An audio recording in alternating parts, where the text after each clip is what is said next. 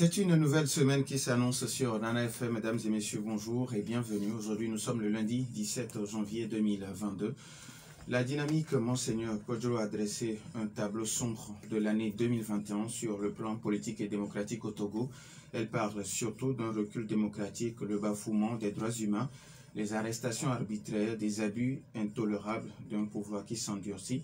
Face à une telle situation, la coordination de la DMK appelle les forces de l'opposition à s'unir. Pour mieux comprendre cet appel, nous recevons dans nos studios M. Naboudia Bouraima. Il est le porte-parole de la DMK. M. Naboudia, bonjour. Bonjour. Merci d'être venu répondre aux questions de nos auditeurs. C'est un plaisir pour moi. Alors, ces auditeurs auront la possibilité d'intervenir dans ce débat sur la page Facebook de Nana FM ou via téléphone sur le 91 09 71 71 ou le 96 61 58 58, mais dans une vingtaine de minutes avec Romain Aziablé à la mise en onde. Je m'appelle Norbert Djouhadji.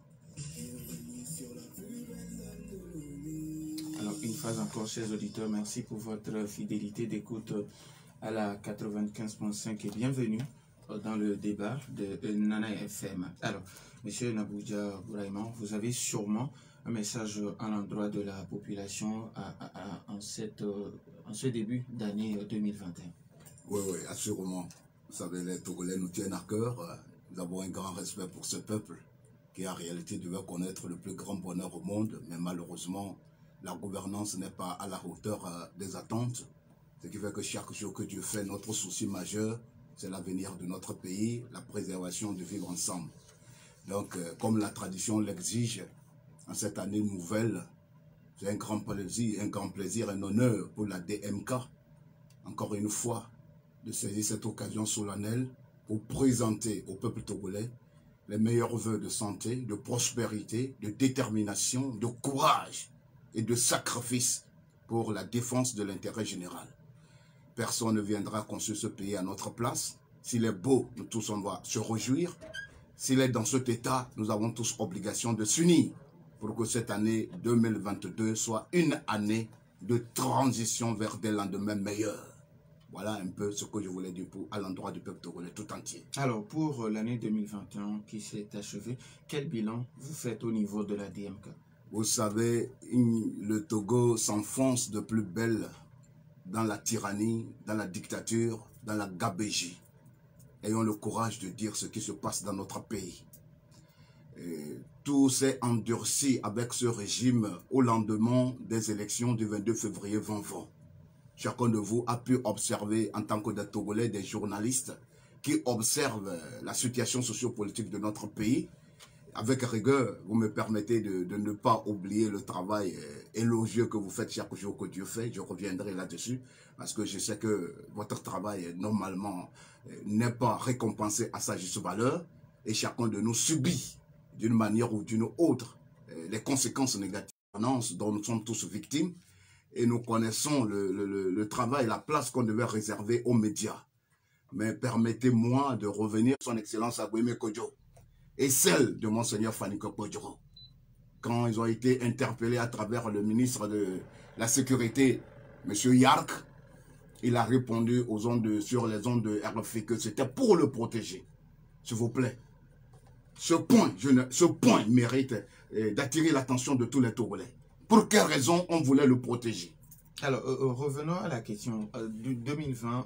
Oui, je comprends bien. C'est pour faire un rapprochement, pour montrer qu'il y a une conséquence directe sur ce qui s'est passé en 2021. Effectivement, les choses se sont endurcies en 2021.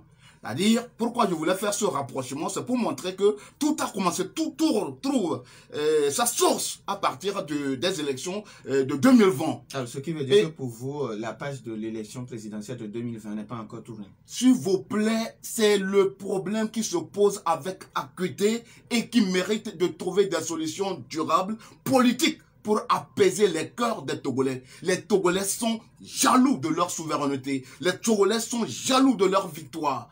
Et je tiens à vous dire que si tu es vraiment un démocrate, tu ne peux en aucun cas oublier cette date du 22 février 2020. Sauf que par mauvaise foi, en reprenant l'expression de Jean-Paul Sartre. Donc, en ce sens, je reviens sur 2021. Ce que nous avons subi. ce que nous avons subi. Vous vous rappelez l'arrestation de Paul Missiabreto, l'arrestation du ministre Dimon Auré, l'arrestation de la coordinatrice générale de la DEMCA, Madame Adiamabo, suivie de celle de Gérard Diossou. Bref, tout ce qui a suivi avec l'obligation de l'exil de son Excellence Agweme Kodjo, l'exil de Monseigneur Faniko Kodjuro, l'exil de Marc Mondi. Mon frère, l'État, nous n'allons pas oublier cette année, c'est un calvaire, un fiasco total. Le non-respect de la dignité humaine a pris des proportions inquiétantes. L'interdiction manifeste des manifestations publiques sur la terre de nos aïeux. Pourtant, c'est un des critères incontournables d'un État qui se veut démocratique. Ce n'est pas à négocier. Manifester publiquement, à travers les partis politiques, à travers les mouvements et associations de la société civile, ce n'est pas une faveur. Mais malheureusement, le régime s'est replié derrière cette pandémie qui n'est pas plus dangereuse que le sida, qui n'est pas plus dangereuse que le palu, qui n'est pas plus dangereuse que les hépatites, qui n'est pas plus dangereuse que la misère, qui est devenue la chose la mieux partagée au Togo, en interdisant toute manifestation, tout regroupement des partis politiques. Dans quel état? La Constitution de 92 nous garantit les manifestations publiques en conformité avec les textes de notre pays. Mais, c'est pourquoi je disais que ce rapprochement de 2020 mérite d'être fait. Tout a commencé le 22 février 2020. Après cette forfaiture, ce passage en force du régime à travers les élections présidentielles, c'est à partir de là qu'ils ont trouvé refuge derrière le Covid-19. Je crois qu'un État qui veut aller de l'avant, je crois qu'un État qui veut préserver le vivre ensemble ne peut pas se comporter de la sorte. Alors, à ce jour, comment se porte la DMK? Certains parlent visiblement de la léthargie. La DMK se porte à merveille. La DMK se porte à merveille. C'est un regroupement dans lequel, nous qui sommes encore jeunes, dans ce combat, je remarque que nous vivons comme des frères et des sœurs. C'est ça qui n'a pas, c'est ça qui a manqué à la C14. C'est-à-dire, la collaboration est franche et sincère. Nous discutons comme des frères et des sœurs pour l'intérêt supérieur de notre pays. C'est ça même qui a convaincu le peuple togolais à nous faire confiance par rapport aux élections du 22 février 2020. Donc nous avons obligation de ne pas trahir le peuple togolais. C'est ça, je le dis. C'est-à-dire quand vous vous mettez ensemble pour défendre l'intérêt du peuple, vous devez être sincères l'un envers l'autre. Il n'y a pas de sujet tabou au niveau de la DMK. Et je tiens à vous dire que les partis politiques qui composent la DMK, les mouvements et associations qui composent la DMK sont toujours là. Et je crois que le combat ne fait que commencer. Et nous irons jusqu'au bout. Parce que nous avons l'appui du peuple togolais. Le peuple togolais nous observe. Jusqu'à ce jour, c'est le seul regroupement politique qui convainc les Togolais. Donc nous avons obligation de rester ensemble. C'est ça qui a convaincu. L'union fait la force. Nous n'inventons rien. Nous n'inventons rien. Les Togolais aujourd'hui ne sont plus prêts à tolérer les gens qui vont agir individuellement. Quand vous agissez individuellement, il faut comprendre la psychologie du peuple. On a comme l'impression que vous défendez seulement que votre parti politique. Pourtant, si vous mettez ensemble pour défendre l'intérêt supérieur du pays, ça convainc les Togolais. C'est ça, en cela que je salue la vision de Monseigneur Kodjoro. Je salue les efforts de son Excellence Agweme Kodjo. Et je vous dis également que la DMK, c'est parce qu'on a interdit de façon arbitraire les manifestations publiques. Sinon, de Lomé à Sekase aujourd'hui, on n'en est pas être à ce stade. On aurait avancé dans cette lutte pour la conquête, la reconquête de notre victoire qui a été confisquée. Aujourd'hui, ce que nous avons fait, la DMK est en train de faire au niveau de la diaspora, à travers une diaspora consciente, déterminée, qui n'est pas prête à céder. En quoi on peut être en Europe, dans des États démocratiques qui brillent, et vouloir encore soutenir la dictature au Togo. C'est ça le sens du combat. Les gens qui font des sacrifices de par le monde entier pour défendre notre pays envahi par l'arbitraire, je crois qu'ils méritent notre respect et notre considération. Et encore une fois, je salue ce travail d'hommes et femmes déterminés pour que la démocratie devienne chose effective sur la terre de nos aïeux. Alors, la DMK appelle aussi à l'union de l'opposition. Est-ce que c'est pour dissoudre la DMK pour un nouveau creuset? De toutes les façons, vous savez, l'union, elle est incontournable. Et j'ai donné l'exemple de la démarche de Monseigneur Poudreau. Je voudrais dire aux uns aux autres de comprendre, aucune œuvre humaine n'est parfaite. Aucune œuvre humaine n'est parfaite. Même si ce n'était pas Poudreau qui avait entrepris cette démarche de réunir les leaders des partis politiques, les gens devaient trouver toujours à redire. Donc je crois quelque part qu'il faut que les gens acceptent ce qui a été déjà fait et ensemble maintenant, nous allons améliorer pour le bien du Togo, pour aller de l'avant. Aucune œuvre humaine, même Jésus, vous me permettez, a été critiqué dans ses efforts. Jésus a guéri des gens, mais quand les moments étaient chauds, mais ils ont renié Jésus. Ils ont témoigné contre lui. C'est ça l'homme. C'est la nature humaine. L'union à laquelle vous appelez les gens, c'est pour quel objectif? L'objectif est clair. Donc, en fait, quand vous parlez d'objectif clair, est-ce que c'est pour vous aider à reconquérir votre victoire de 22 février 2020 ou bien pour quel autre objectif? S'il vous plaît, monsieur Norbert, la victoire du 22 février n'est pas la victoire de la DMK. Elle n'est non plus la victoire de son excellence Agouem Koyo. Elle n'est non plus la victoire de Monseigneur Faniko Podro. Ce que nous demandons aux leaders des partis politiques, aux leaders des mouvements et associations, c'est qu'un événement s'est produit le 22 février 2020. Parce qu'aujourd'hui, nous entendons certains leaders qui parlent des élections régionales. Si le contentieux électoral du 22 février 2020 n'est pas résolu, et vous prenez encore votre bâton de pèlerin pour aller vers les populations, leur dire que non, allons-y aux élections, on vous dira, qu'aviez-vous fait de notre vote que nous avons fait le 22 février 2020? C'est-à-dire, on a une dette à l'endroit du peuple togolais.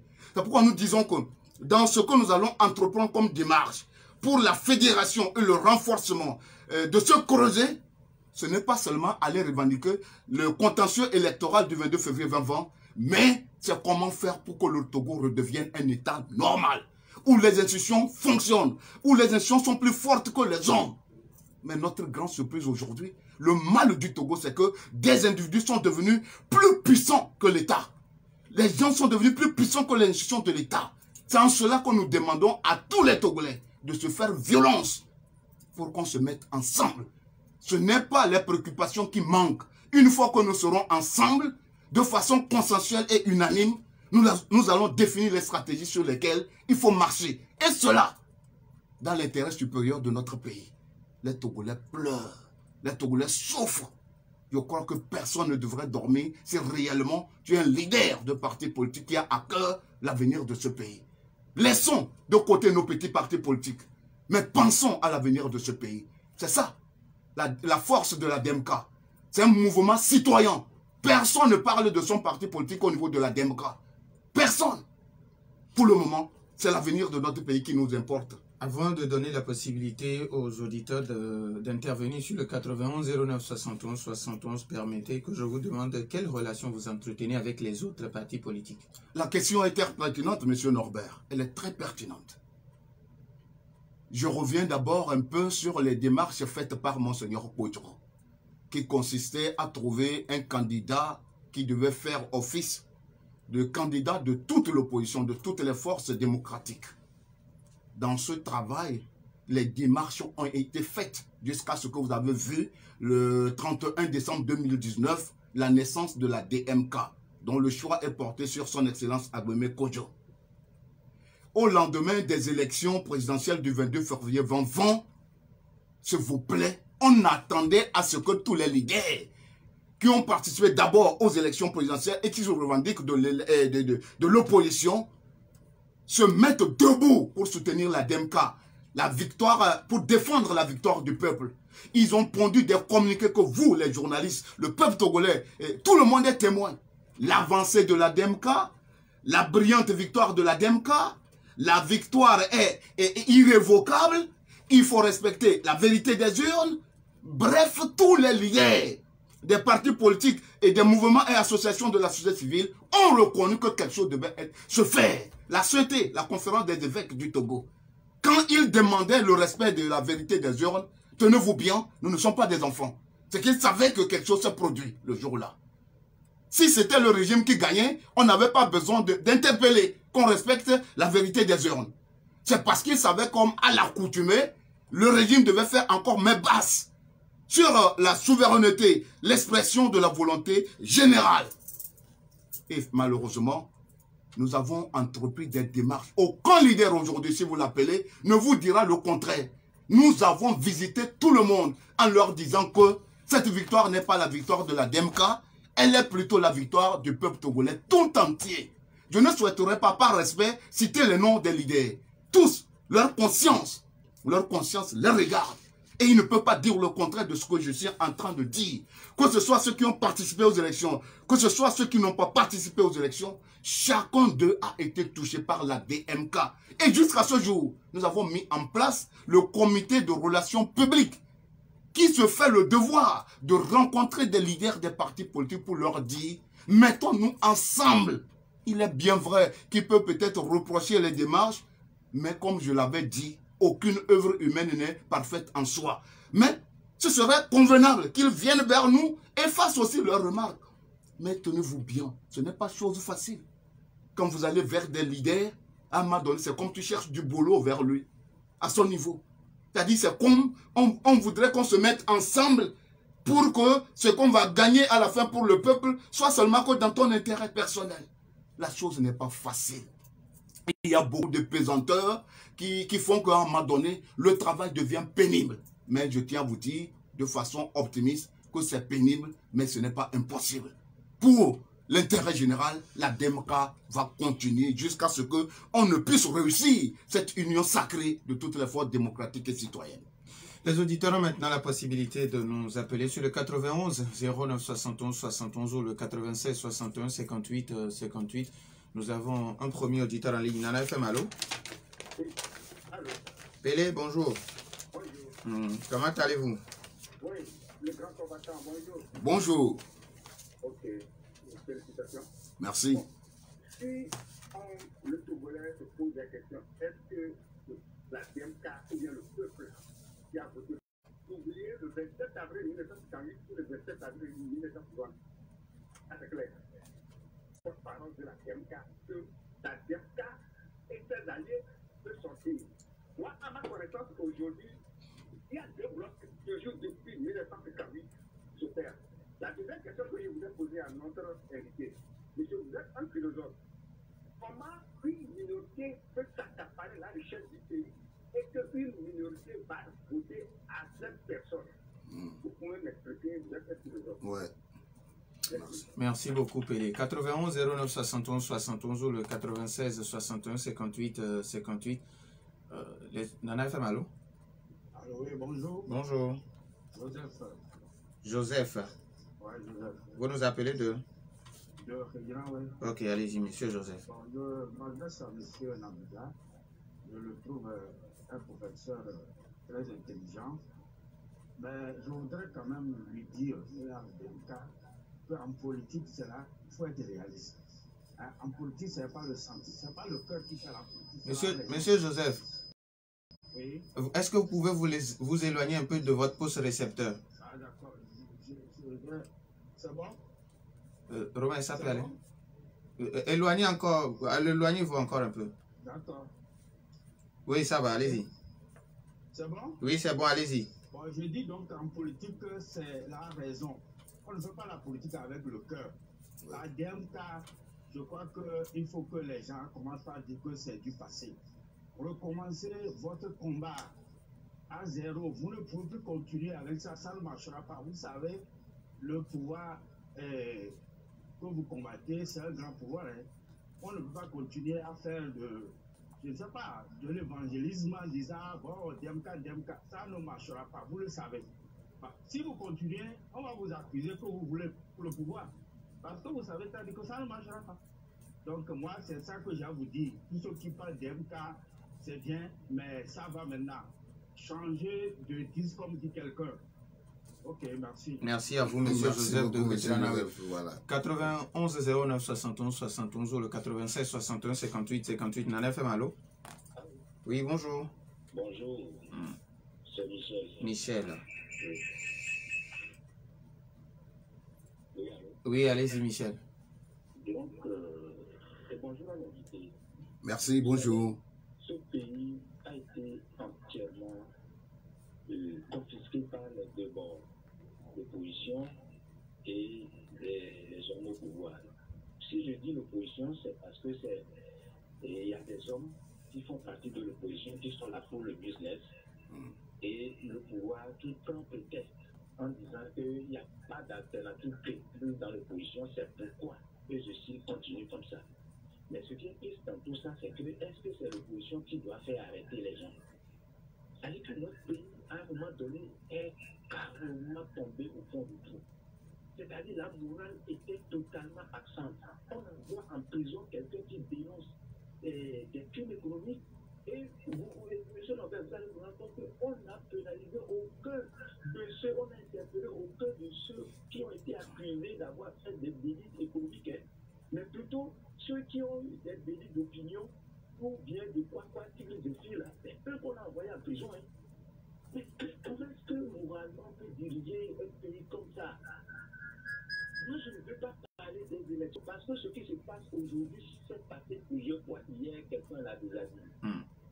Il faut qu'on retrouve toute une solution. Mais ce qui est encore scandaleux, même les partis, les croyants, les fidèles, églises et comment on l'appelle, religieux musulmans, vous allez voir que le pays est tombé de tout ce monde, mais les gens sont incapables de dire la vérité. Comparez ça au Congo démocratique, où c'est l'église catholique qui mobilise ses propres concitoyens. Mais Kodjo, elle était seule dans ce combat. Où sont les autres? Donc franchement, moi je dis, ce pays-là, le pouvoir ne sait pas qu'il est en train de se faire du mal. Parce que lorsque vous poussez les gens au dernier retranchement, lorsque ça va bouillir, vous ne pouvez plus contenir. Alors il vaut mieux qu'ils trouvent des solutions adéquates à ce pays. Ces solutions, ce n'est pas forcément aller prendre un homme de l'opposition, mais dans le pouvoir d'action, il y a des indépendants qui peuvent faire affaire.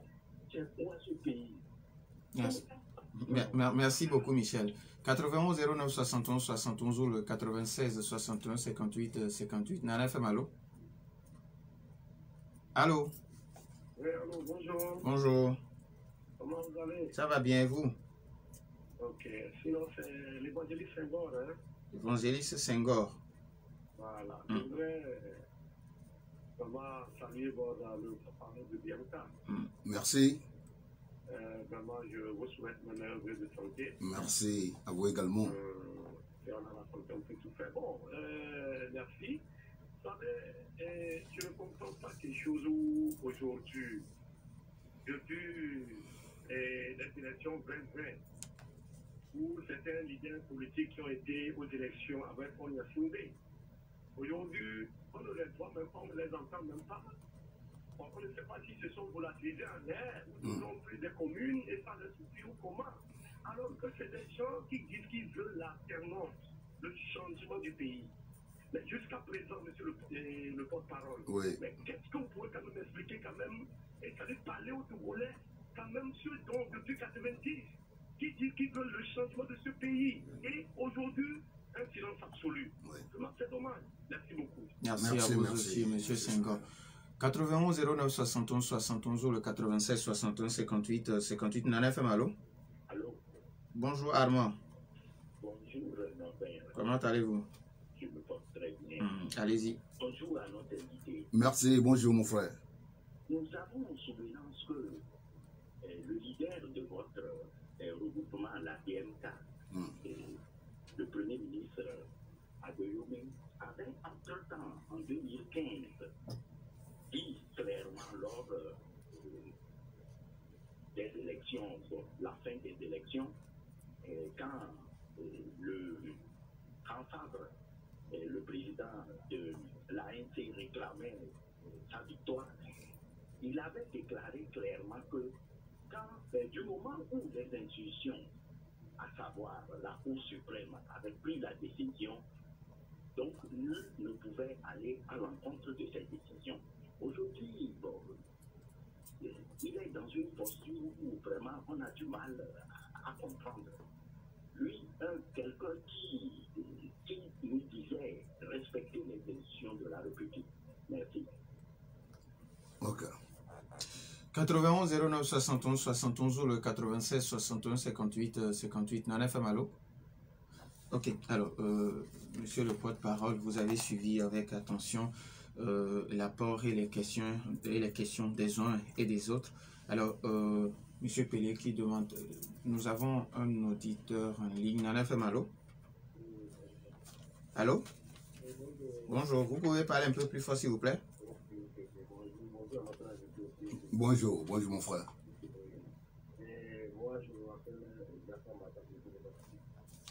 Je ne vous ai pas suivi.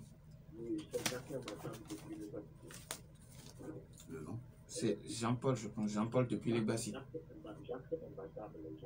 Ok, ok, Jacques l'imbattable depuis les Bassito. Ok, allez-y Jacques.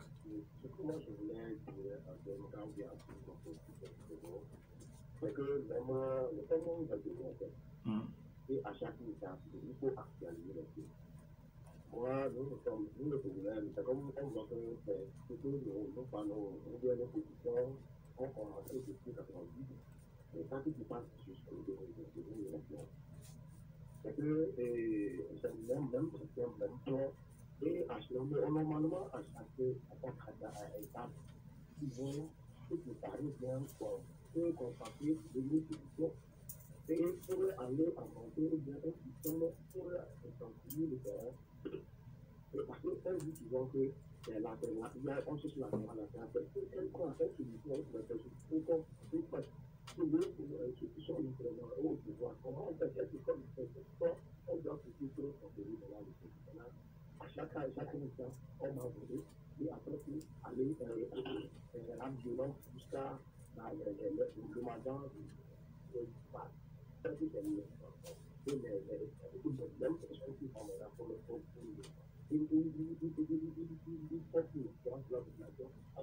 aller le pêcher.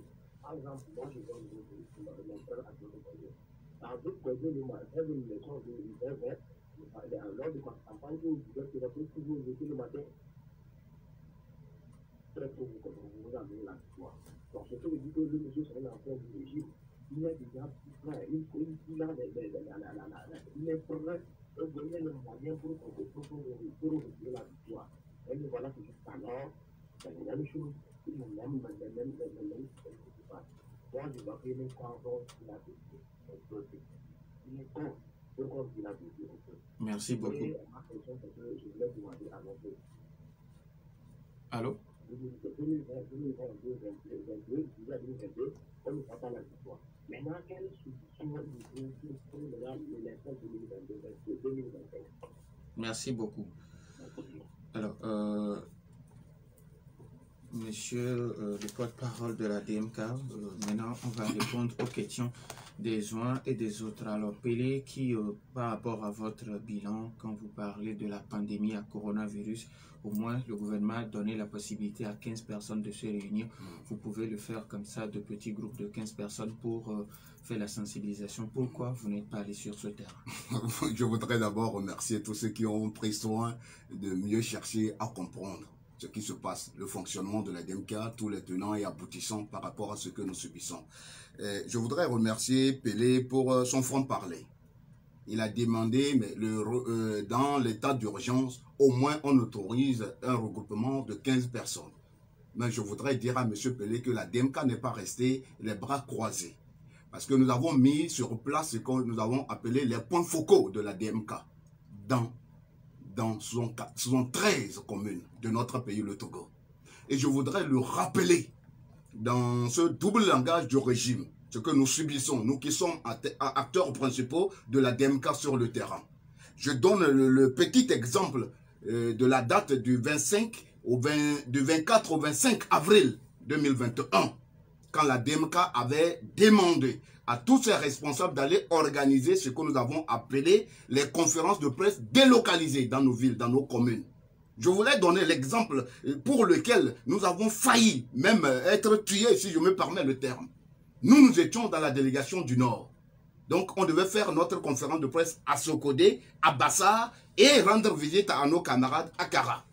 Le jour-là, le 24 avril, quand nous sommes arrivés à Sokodé, le lendemain, pour aller faire notre conférence de presse, comme c'est le cas à Lomé ici, chaque jour que Dieu fait, la maison a été encerclée par les forces, les gendarmes qui étaient en civil. Nous nous sommes entendus et un groupe était parti lancé la conférence de presse avec un nombre réduit. Parce que nous étions à la maison quand le commandant et le lieutenant sont rentrés.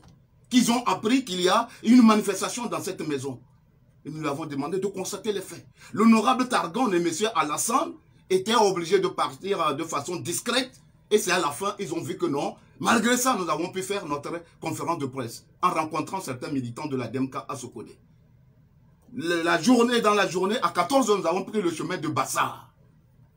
Et il était question qu'on a fait notre conférence de presse à Bassar. On avait pris le chemin maintenant pour Kara. C'est à Kara qu'on devait passer la nuit. En cours de route à Bassar, la gendarmerie nous a... Les Togolais savent déjà ce que je suis en train de dire. La gendarmerie nous a poursuivis comme si nous étions des criminels. On a failli même être renversés. Le chauffeur, heureusement, M. Sakibi, son sang-froid, il a réussi à maîtriser le véhicule. Ils sont arrivés avec toutes les questions possibles. Nous avons fait une conférence de presse à Sokodé. Pourquoi est-ce que nous avons l'autorisation? Il dit, mais l'activité élémentaire de toute formation politique, c'est la conférence de presse. On n'a pas besoin d'autorisation ni d'informer une autorité que ce soit pour faire une conférence de presse. Ça veut dire qu'en réalité, ça veut dire qu'un jour, on viendra me demander, avant de discuter avec ma femme à la maison, il faut avoir l'autorisation du maire, soit du préfet. Ils nous ont retenus jusqu'autour de 19h-20h avant qu'on ne puisse démarrer sur Kara. À 10 km de Kara, à Tiankpade, une localité de Kara, à 10 km de Kara, c'est les militaires, la gendarmerie qui nous a bloqués, qu'on ne peut pas continuer à Kara. D'abord, ils ont bloqué tous les véhicules, en fouillant, jusqu'à ce que notre véhicule était arrivé. Ils disent de couper le moteur. Ils ont fouillé dans nos valises comme nous n'étions pas des Togolais, comme si nous étions des criminels.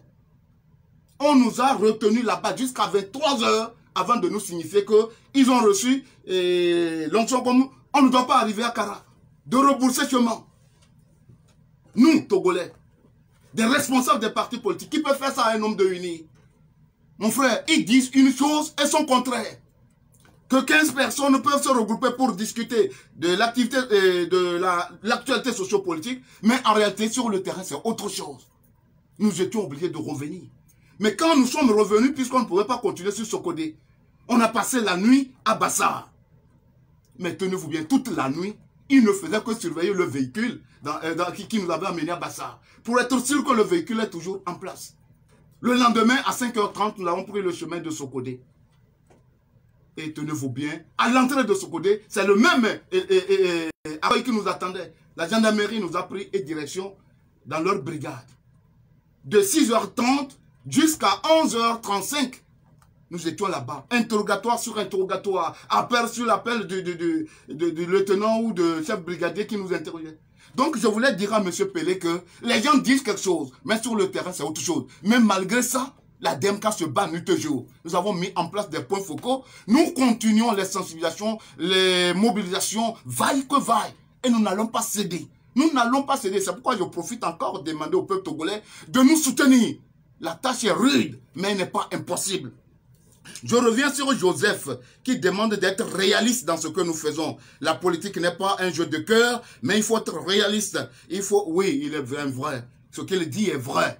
Et il parle aussi que la DMK est dépassée, il faut passer à autre chose. Oui, effectivement, je tiens à le dire. Notre mal, est-ce que s'il se mettait à notre place, la DMK aujourd'hui, qui se fait le devoir de continuer par revendiquer la victoire du peuple, est-ce qu'on avait besoin de supplier les autres leaders? Si, réellement, si tu es un leader de parti politique, tu comptes sur le peuple pour devenir peut-être député, pour devenir président, pour devenir ceci, cela. Le peuple vote pour le changement. Toi qui te dis un leader de parti politique, tu attends qu'on vienne te supplier. C'est ça le mal du Togo, monsieur Joseph. C'est ça le mal du Togo. Permettez-moi le terme, il y a une forme d'hypocrisie qui caractérise la politique au Togo. Comme ce n'est pas moi, alors ça peut attendre. Comme ce n'est pas mon parti politique, ça peut attendre. Comme ce n'est pas mon leader de parti politique, ça peut attendre. Les responsabilités sont partagées. Jusqu'au jour où les gens vont continuer par être attachés aux individus, sans défendre les valeurs et les principes, la tâche va être difficile. Donc je profite de dire aux uns aux autres que le combat, pour qu'il soit facile, ne doit pas être un combat de parti politique, mais doit être un combat citoyen et patriotique. Il faut se démarquer un tout petit peu des leaders des partis politiques pour toucher du doigt ce qui va dans l'intérêt du peuple togolais. S'il vous plaît, l'impératif catégorique de Kant, ayons le courage de dire la vérité, sans tenir compte des sentiments. C'est ça qui nous manque au Togo. Sinon, monsieur Joseph, nous sommes plus que réalistes.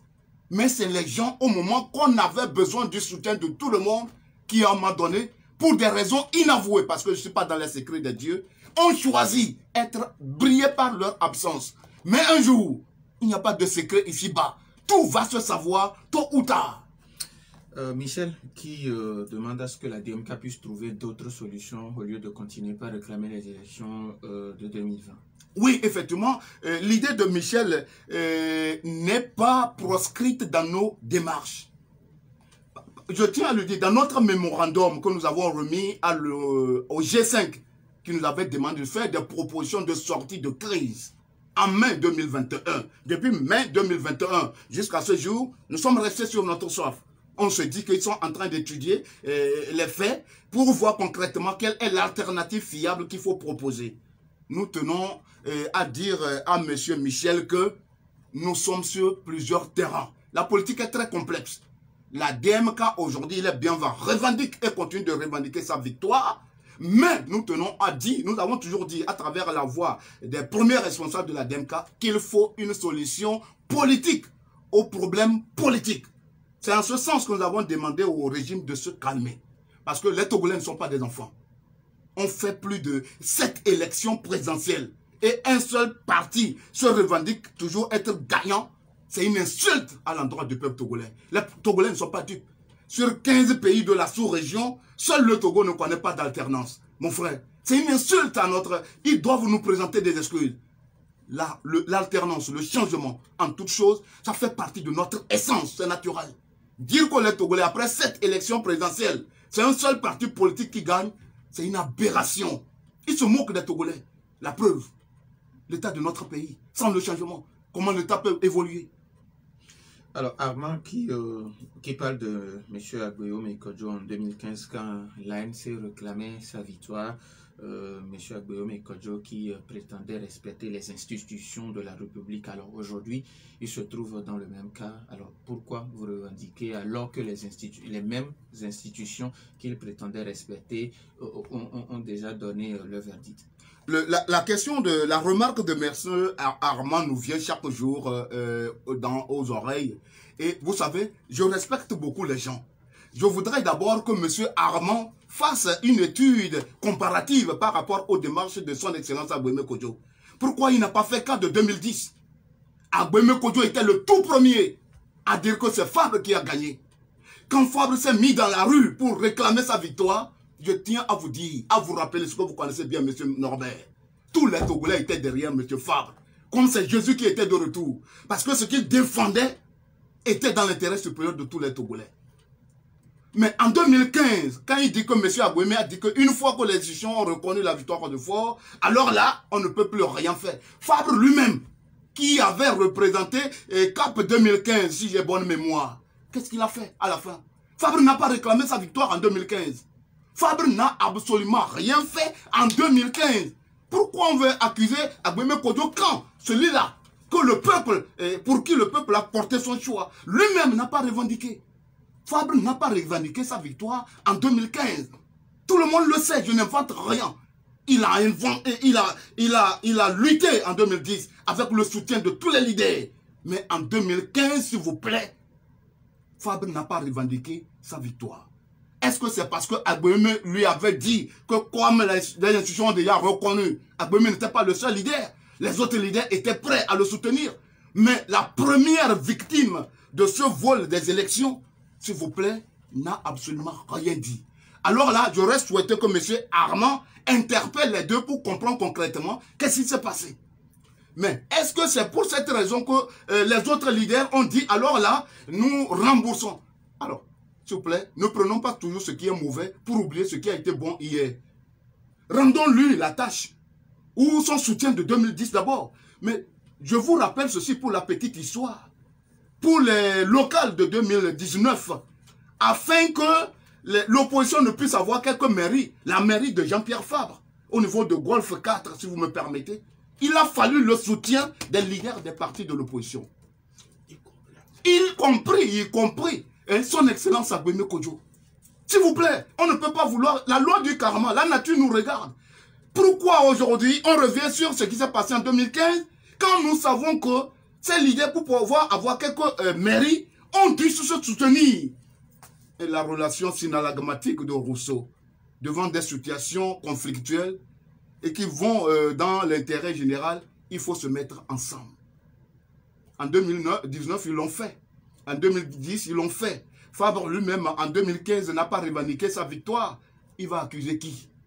Ou bien c'est parce qu'il attendait le soutien d'Agbemé qui a été toujours le premier en 2010, entraînant même la dissolution de son parti au but. Ça fait partie de ce pourquoi on a dissous son parti. Et quand il était le tout premier à lever la main pour dire que Fabre a gagné, on revendique. Rendons-lui ça dans l'intérêt du peuple et après on lui fait des leçons. C'est ce que nous avons appris en tant que Bassar. Notre culture, on dit souvent traditionnellement qu'on renvoie le renard dans la brousse avant de revenir dire au coq, tu cherchais quoi là-bas? Si réellement nous avons à cœur l'avenir de ce pays, ce n'est pas la modeste personnalité de Agbemé Kodjo qui va pousser M. Jean-Pierre Fabre à ne pas le soutenir. Alors, il aurait pu sortir gagnant, plus grand devant le peuple togolais s'il disait il m'a offensé. Mais pour défendre les Togolais, je le soutiens. Et à la fin, on lui fait des remarques. C'est ça l'Africain. C'est ça nos valeurs. C'est ça nos cultures. Notre dernière question, si l'élection régionale devait se tenir cette année, est-ce que vous êtes prêt pour y participer? Monsieur Norbert, avec tout le respect que je vous dois, le peuple togolais n'est pas un bétail pour les élections. Nous ne sommes pas contre les élections, mais nous tenons à dire, nous ne voulons pas une chose et son contraire. Enough is enough. Alors, on ne peut pas continuer par commettre les mêmes erreurs. Nous ne sommes pas des éternels enfants. Un problème sérieux s'est posé le 20 février et le 22 février 2020. Nous maintenons, et beaucoup de leaders des partis politiques ne sont pas prêts encore à aller dans cette forfaiture, dans cette mésaventure, pour se faire humilier par le même parti politique. Vous me permettez, je vois que vous êtes trop passé pour qu'on puisse clôturer, mais je tiens... juste 30 secondes. Oui, vous m'excusez, je tiens à dire que avant qu'on ne parle des élections dans notre pays encore, il faut nécessairement qu'on mette les points sur les i. Le Togo va mal. Le Togo va mal. Une gouvernance qui favorise quelques individus quand les autres sont dans la misère totale. À quel fond? Les prisonniers politiques, les exilés politiques, on en fait quoi? C'est des thèmes, des débats, des problèmes qu'il faut résoudre. Ils ont choisi quelques éléments pour aller débattre entre eux. Ça ne convainc pas le peuple togolais. Le Togo a une crise profonde. Il faut s'asseoir à tête reposée pour que nous puissions trouver des solutions consensuelles. C'est ça que j'appelle au niveau de la DMK. Il faut rechercher le consensus national. C'est important, c'est notre point de vue. Merci à Naboudia Bouraïma, il est le porte-parole de la dynamique Monseigneur Podjo. Merci à vous aussi pour votre fidélité d'écoute à Nana FM. Fin de ce débat mis en onde par Romé Aziablé. Je suis Norbert Djouhadi. Bonne suite de nos programmes.